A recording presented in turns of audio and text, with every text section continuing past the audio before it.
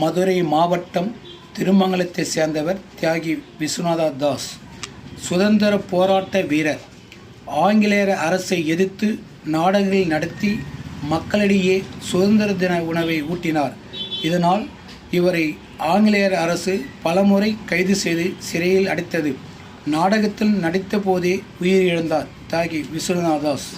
தியாகி விஸ்வநாத தாஸ் புகழ் உலகம் முழுவதும் போற்றும் வகையில் திருமங்கலம் நகரில் திமுக ஆட்சி காலத்தில் முன்னாள் முதல்வர் டாக்டர் கலைஞர் அவர்கள் 1991ஆம் ஆண்டு நினைவில்லம் அமைத்தார். அதில் விஸ்வநாதாசனுடைய திருவுருவச் சிலை, திருமண மண்டபம் மற்றும் நூலகம் அமைக்கப்பட்டது.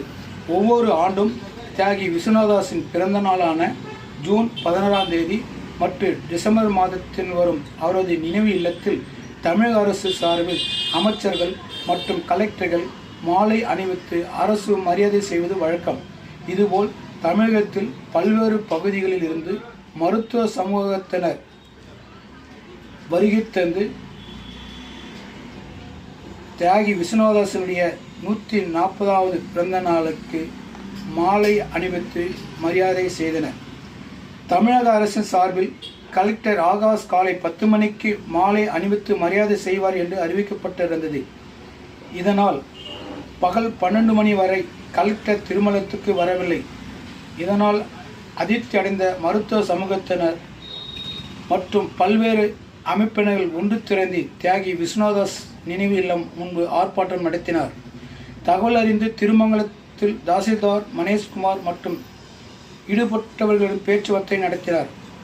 பேச்சுவார்த்தை குழுவுடன் பேசும்போது தியாகி விஸ்வநாதாசனுடைய ஒவ்வொரு ஆண்டு வசதி இல்லாமல் குடிநீர் வசதி, கழிப்பட வசதி, மேல்கூரை இடிந்து வீழ்தல், சமையலறை போன்ற பல்வேறு விதமான இந்த அரங்கத்துக்குள் குறைபாடுகள் இருக்கிறது. இதை பலமுறை மாவட்ட ஆட்சியாளர்களிடம் மனு கொடுத்தும் வட்டாட்சியாளர் அவர்களிடம் மனு கொடுத்தும் இந்த குறைகளை நிவர்த்தி செய்யவில்லை. இதை கண்டித்தும் தியாகி விஸ்வநாதாஸ் ஒவ்வொரு ஆண்டு விழாவில் நடத்த அமைச்சர் மாலை அணிவித்து மரியாதை செல்வது வழக்கம். அந்த நடைமுறை ஏன் நடைபெறவில்லை என கூறி மறியலில் ஈடுபட்டனர்.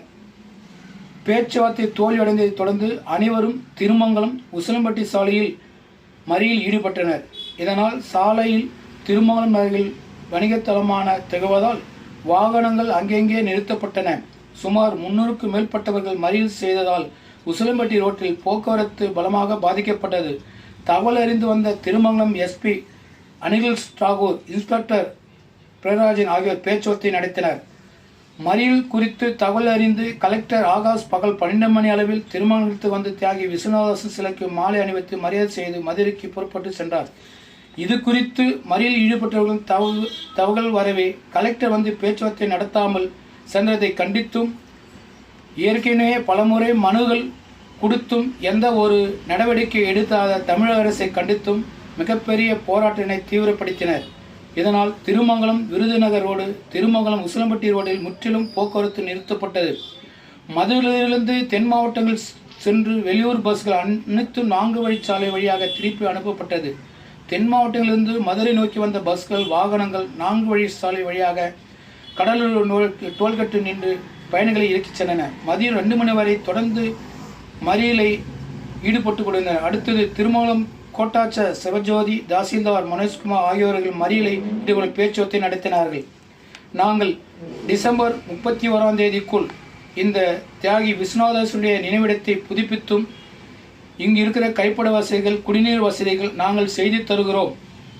எங்களுடைய தமிழக அரசு இதை செய்ய முன்வரும் என்று உறுதி அளித்ததை தொடர்ந்து போராட்ட குழுவினரிடம் நம்முடைய அனைத்து சமூக சங்கத்தினரிடம் பேச்சுவார்த்தை நடத்தி இதுக்கு ஒரு தீர்வு ஏற்பட்டது.